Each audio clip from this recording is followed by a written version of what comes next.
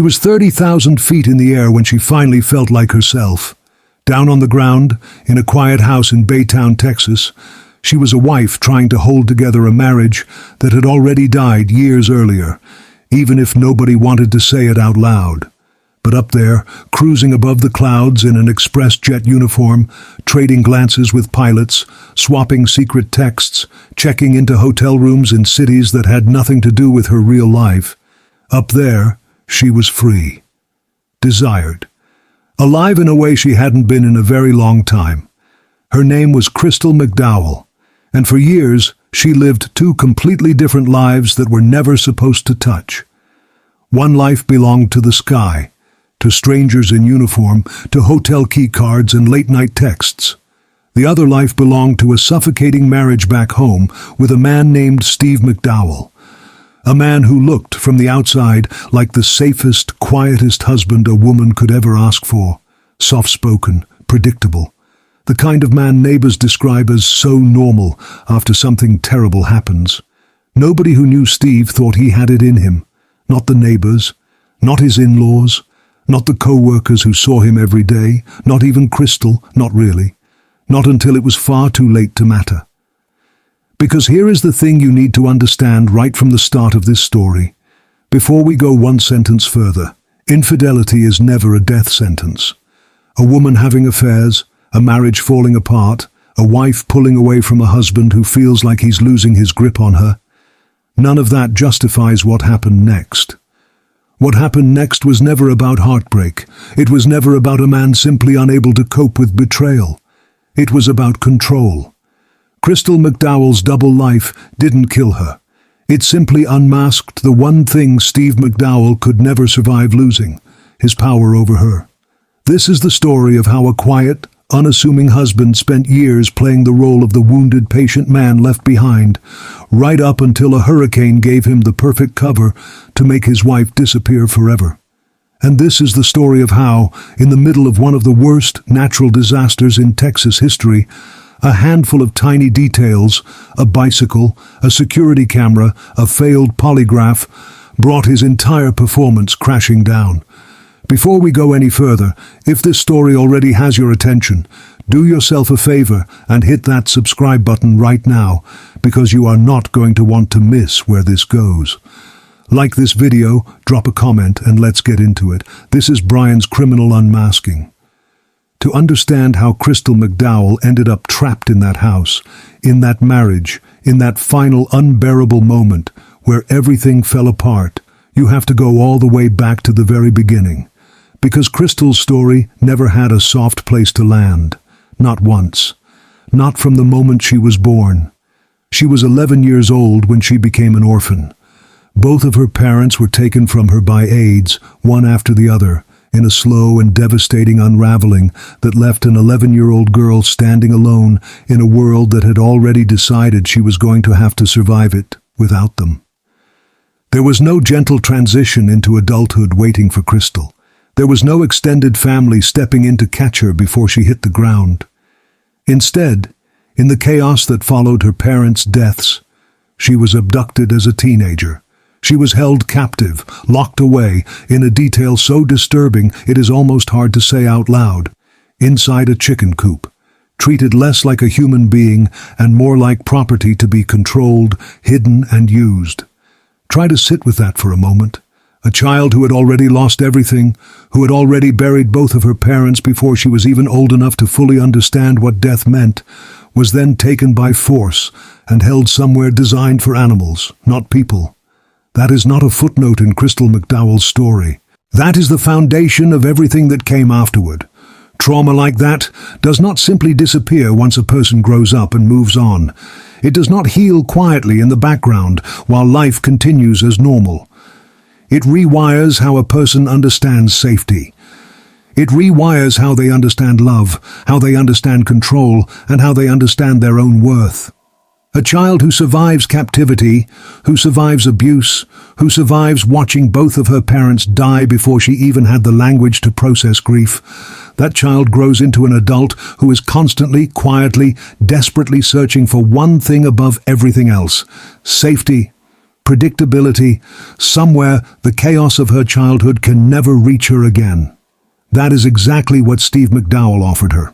When Crystal met Steve, he must have felt like the polar opposite of everything she had already survived. He was quiet. He was steady. He didn't yell, didn't create chaos, didn't ask for much beyond a simple, ordinary life. To a woman who had endured captivity, who had endured abandonment on the deepest possible level, a man like Steve likely felt like the safest harbor she could imagine finding. He wasn't flashy, he wasn't dangerous. He was, by every outward appearance, simply unassuming. The kind of man you'd walk past in a grocery store and never think twice about.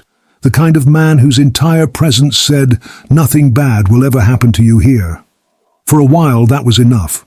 For a while, that quiet, predictable existence was exactly what Crystal needed after a childhood defined by unpredictability and danger.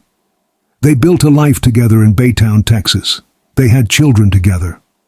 From the outside looking in, it appeared that Crystal had finally found the calm and stability that had been so violently denied to her as a child. But calm and captivity can start to look identical after enough years pass. As time went on, the domestic life that had once felt like safety slowly began to feel like something else entirely. A cage with nicer furniture, a routine so fixed and so quiet that it stopped feeling protective and started feeling like a slow suffocation. The same predictability that had once soothed her now closed in around her. Every day looked like the last one.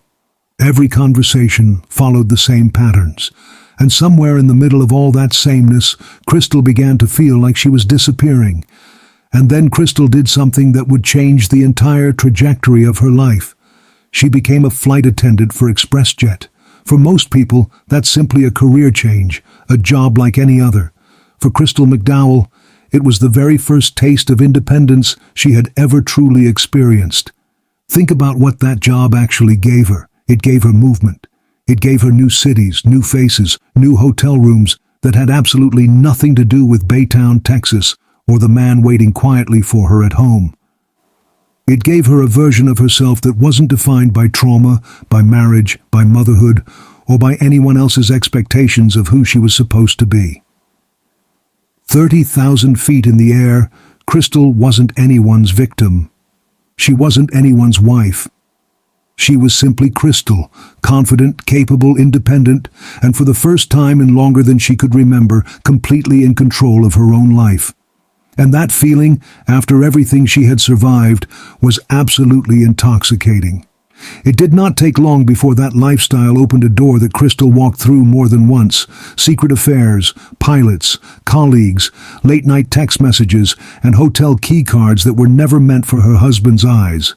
From the outside, it would be easy to reduce this to a tired, familiar storyline. Bored wife, cheating flight attendant, dying marriage, nothing new under the sun. But that surface-level narrative completely misses the real story underneath it. For a woman who had survived captivity, who had been controlled and victimized as a child in ways most people cannot even fully comprehend, those secret affairs were never really about romance in the traditional sense. They were about power. They were about being wanted on her own terms, in rooms she chose, with people who had absolutely no authority over the rest of her life. It was reckless.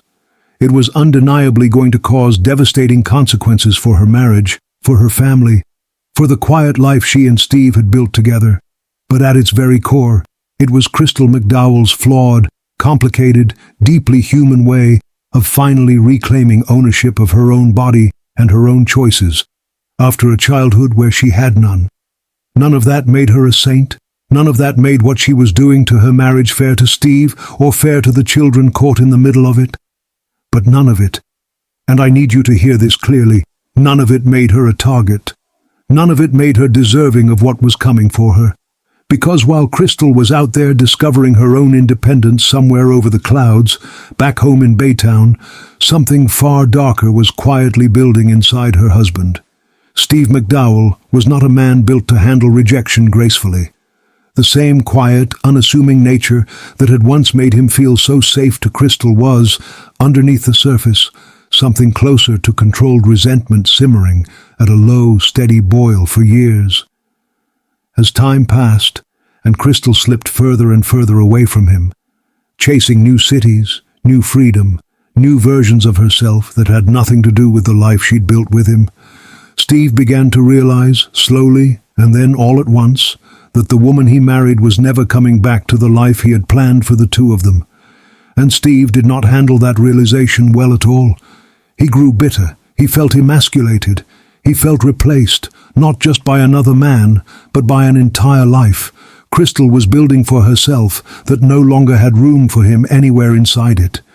Every trip she took, every secret text message, every moment of independence she carved out for herself, chipped away further at whatever fragile sense of control Steve still believed he held over his marriage, his household, and his wife. If you're the kind of person who believes that any marriage can be saved with enough effort, enough time, enough forgiveness, I understand that instinct completely. But Crystal McDowell had reached a point in her life where survival meant leaving, not staying, where independence meant walking away, not compromising further. And so she did the one thing that, more than any affair, more than any secret trip, truly shattered whatever grip Steve McDowell believed he still had left. She filed for divorce. Crystal didn't just quietly walk away either. She stepped fully and unapologetically into a brand new chapter of her life. She built a new career for herself as a real estate agent, moving even further away from the sky and closer to putting down roots on her own terms, under her own name. And she began dating someone new, publicly, openly, without hiding it in hotel rooms or secret text messages anymore. His name was Paul Hargrave, a local jeweler. Crystal wasn't concealing this relationship the way she had concealed her affairs. She was living it out in the open, in the same small community where Steve would inevitably hear about it, see it, feel every bit of it. For a man already teetering on the edge of feeling erased from his own life, watching his soon-to-be ex-wife build a new future with someone else, in full view of everyone they both knew, must have felt like the final, unbearable humiliation. It was one thing to lose Crystal privately. It was another thing entirely to watch that loss play out publicly, in the same grocery stores, the same neighborhood, the same small-town gossip that surrounded them both. And then fate, or maybe simply bad timing, threw them back together under the very same roof. Crystal's new house was still under renovation. Until it was finished, she had nowhere else to go, but back into the home she had shared with the husband she was actively divorcing. So there they were. Crystal, actively moving on with her life, dating someone new, building a new career, filing the legal paperwork to end her marriage for good, and Steve, forced to watch all of it unfold from inside the same four walls, night after night, with nowhere to escape it. If you have ever lived through the end of a relationship while still sharing a roof with the person you're leaving, you already know how unbearable that kind of tension can become. Now imagine that same tension, except one person in that house is quietly unraveling, feeling every ounce of control slip through his fingers a little more each night, with absolutely nowhere to release the pressure building inside him. The atmosphere inside that Baytown home became a pressure cooker. Every conversation was loaded with resentment. Every glance was a reminder of everything that was ending. Every single night Crystal spent under that roof was, in hindsight, another night she spent one conversation away from the one man who could never, ever let her go peacefully. On the day that would change everything, Crystal left her boyfriend's house and drove to Steve's home to pick up her children, just like she had done countless times before during their separation.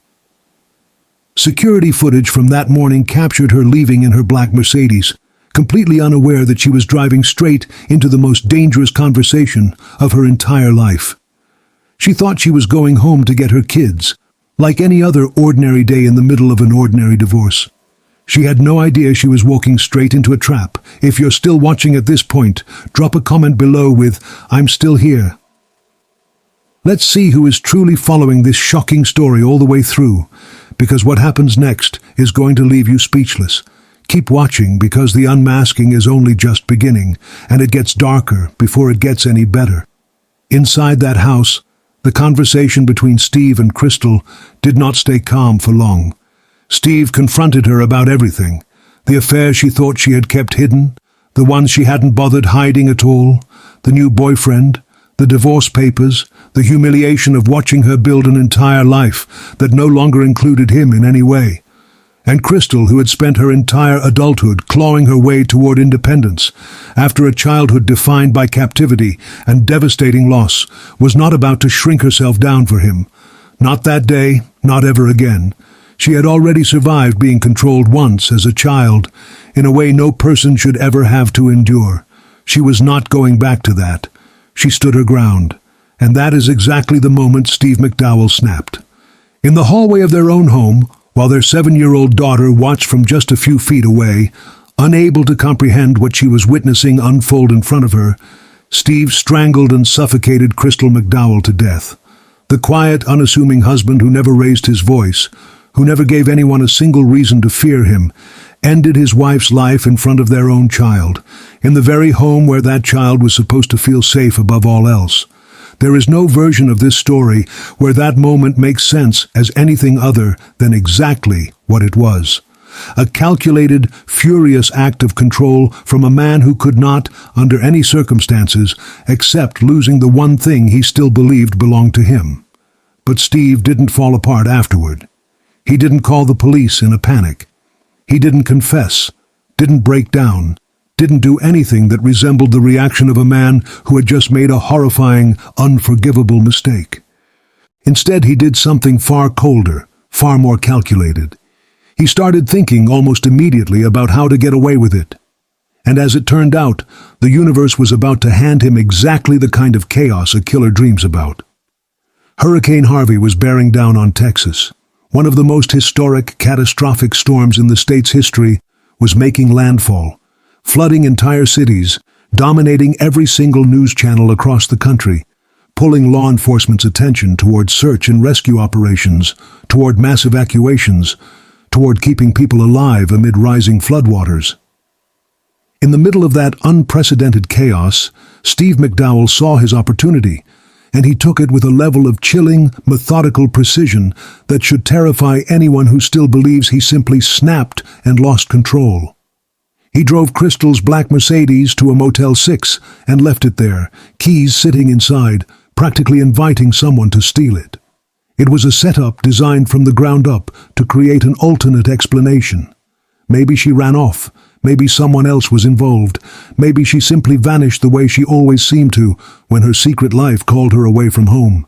Then, in the pouring rain of a hurricane bearing down on the Gulf Coast, Steve McDowell walked into a Walmart and bought a bicycle, paying entirely with cash so there would be no card trail connecting the purchase back to him.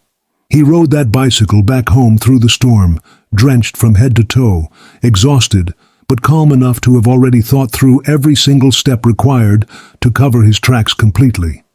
And when people started asking where Crystal was, Steve had his story ready and waiting. He leaned on the very thing that had caused their marriage to collapse in the first place: her secret life, her hidden trips, her long history of disappearing without warning. He told police in almost so many words that this was just Crystal being Crystal. She disappears sometimes. She probably just took off again. For a moment, it might have actually worked. It's a believable lie, precisely because it was built on a painful truth. Crystal really had lived a double life. She really had taken secret trips. She really had spent years slipping away from her marriage in ways that were genuinely hard to track. Steve wasn't inventing a lie out of thin air. He was weaponizing the most vulnerable, complicated part of his wife's history and using it as a shield to hide his own violence, using the very independence that had cost Crystal her marriage to now cover up the fact that it had also cost her life. But Hurricane Harvey, for all the destruction it caused across Texas, could not hide everything. At first, investigators did exactly what Steve was counting on them to do. Detectives looked into Crystal's affairs. They looked into her new relationship with Paul Hargrave.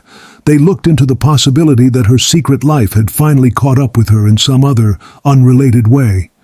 That maybe a jilted lover, maybe a jealous rival, maybe something buried in that hidden world of hers had led to her sudden disappearance. It would have been easy for the investigation to stop right there.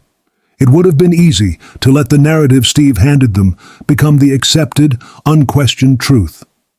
Plenty of cases have gone cold on far less convincing cover stories than the one Steve had constructed. But the Texas Rangers didn't stop there. Instead, they zoomed in on something that simply did not sit right: Steve's behavior, his demeanor. The small, nagging inconsistencies scattered throughout his story that didn't quite line up no matter how many times he repeated it. And then came the detail that started cracking his carefully built alibi wide open. Steve failed a polygraph test. A failed polygraph alone isn't enough to convict anyone in a court of law, and every experienced investigator knows that. But it was more than enough to make them stop looking exclusively at Crystal's secret life and start looking directly, intensely, at the man who kept insisting she'd simply vanished on her own, just like she always did. And that's when the real unraveling began. Remember that bicycle Steve bought with cash in the middle of a hurricane? Remember how careful he thought he'd been, avoiding a card trail, riding home through the storm under the cover of chaos and darkness?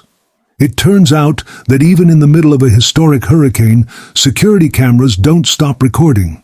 They don't take a night off because the world outside is falling apart. Investigators pulled surveillance footage from the Walmart where Steve had made that purchase, and they found something devastating for his case: a clear image of the exact bicycle he bought that day. It had a distinct, identifiable set of wheels, easily recognizable if you knew precisely what you were looking for. And by that point, investigators knew exactly what they were looking for, because their next stop was Steve McDowell's own garage. Sitting right there, in plain sight, hiding in plain daylight, was a bicycle with wheels that matched the one caught on that Walmart security camera, down to the smallest identifying detail. That single piece of surveillance evidence connected every part of Steve's carefully staged cover-up into one undeniable, damning timeline. The Mercedes left at the Motel 6 wasn't a theft, it was a plant. The bicycle wasn't a coincidence, wasn't an innocent purchase made by a man simply trying to get around during a storm. It was his getaway vehicle, pedaled through a hurricane specifically to avoid being seen. And the story about Crystal disappearing on her own accord wasn't the truth. It was a lie, built entirely on her most painful, most vulnerable history, used against her, cynically and deliberately even after her death. With the walls closing in around him, and the physical evidence now impossible to explain away no matter how he tried to spin it, Steve McDowell was facing the very real possibility of a death sentence. And that is precisely when a father who claimed to love his children more than anything made a calculation that tells you absolutely everything about what actually mattered to him in that terrible moment. Faced with losing his children entirely, either to the foster system or simply to the reality of a father sitting on death row for the rest of his life, Steve cut a deal with prosecutors. In exchange for taking the death penalty off the table, he agreed to lead investigators directly to Crystal's body. They found her wrapped in trash bags, discarded in a wooded ravine along Needle Point Road, left there like she was nothing more than garbage to be disposed of and forgotten.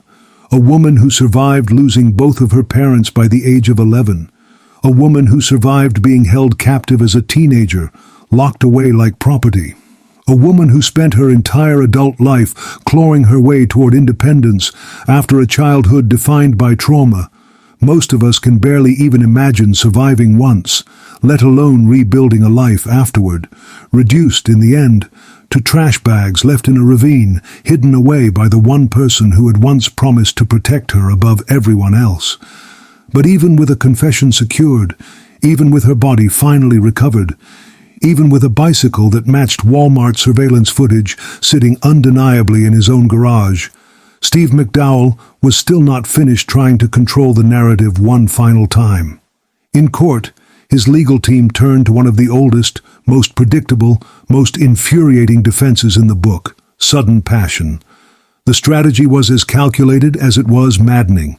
Steve's defense team leaned hard into Crystal's affairs, into her double life, into every secret trip and hidden relationship she had ever had over the course of their marriage. They argued that her words that day Whatever she said about their marriage, about his masculinity, about the new life she was building without him, had provoked him into a moment of uncontrollable, blinding rage. They wanted the jury to believe that Crystal McDowell had, in some twisted and backward way, brought this fate on herself. That her independence, her infidelity, her refusal to stay small and quiet and controlled had pushed a gentle, unassuming man past the very last edge of his breaking point. On the stand, Steve leaned all the way into that performance. He broke down crying in front of the jury. He described the moment he killed his wife not as an act of rage, not as an act of control, but as some kind of tragic, unintentional accident, claiming that he had only meant to calm her down with what he described as a frantic bear hug, and that somehow, through that supposedly desperate embrace, he had accidentally choked the life out of her without ever meaning to. Take a moment to really sit with how calculated that story actually is when you line it up against everything we already know. A man who planted his wife's car at a motel specifically to fake a theft. A man who bought a bicycle with cash specifically to avoid leaving a paper trail behind. A man who rode that bicycle through a historic, life-threatening hurricane just to get home undetected. A man who told police his wife had probably just run off again, deliberately leaning on her trauma and her history to cover up his own violence.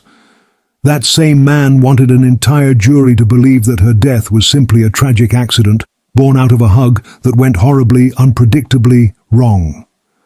The jury did not buy a single word of it. They saw straight through the sudden passion defense for exactly what it was.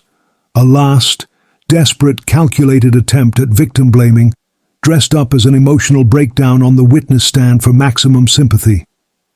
They looked past the tears and saw the cold, deliberate calculation sitting underneath them. The stage theft, the cash purchase made specifically to avoid detection, the storm used deliberately as cover, the lie told to police about her disappearing on her own once again.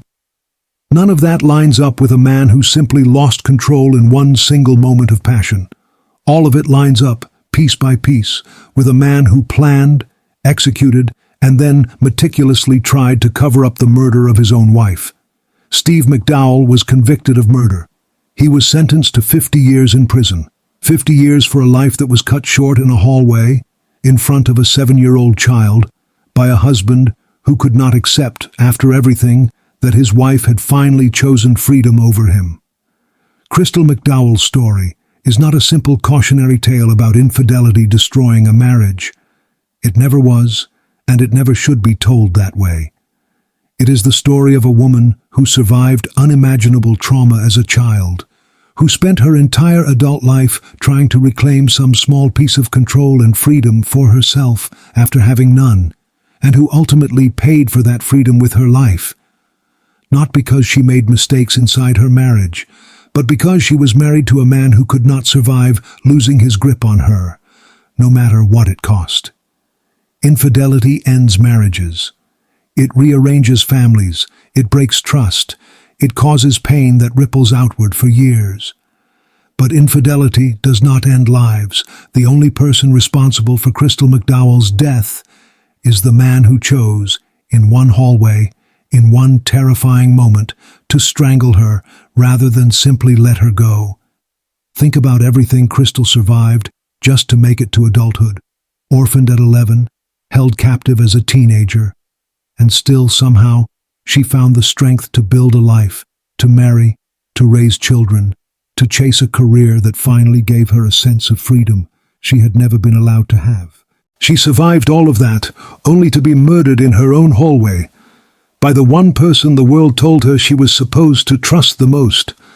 That is the real tragedy, buried underneath every headline about affairs and hurricanes and staged bicycle rides. A woman who spent her whole life fighting to survive finally lost that fight, not to the chaos of her childhood, but to the quiet, controlled resentment of the man sitting across the dinner table from her every single night. If this story hit you the way it hit me, make sure you like this video, drop your thoughts down in the comments, and if you haven't already, hit that subscribe button so you never miss the next unmasking. This has been Brian's Criminal Unmasking, and I will see you in the next one.